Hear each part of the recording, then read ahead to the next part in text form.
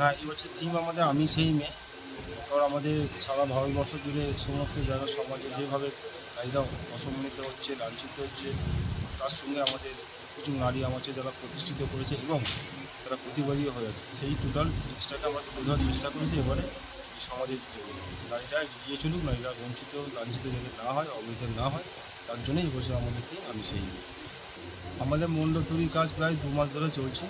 আমাদের শিল্পী আছে 6 জন, আর রেকর্ডিং আর 10 জন, যারা সমস্ত কর্মকর্তা আমাদের স্টেশনের গানের কর্মকর্তা সমস্ত সবাই মিলে একসঙ্গে এই জায়গাটায়। সুন্দর চিন্তাভাবনা, মেয়েদের উপরে ফোকাস করা হয়েছে, মেয়েদের অ্যাচিভমেন্ট এবং আজকালকার দিনে মেয়েরা যেভাবে এগিয়ে আসছে সেটা নিয়ে ওনারা ফোকাস করেছেন। চারিদিকে দেখানো হয়েছে মানে বিভিন্নভাবে অত্যাচারিত হওয়া সত্ত্বেও কীভাবে তারা এগিয়ে আসছে সামনে।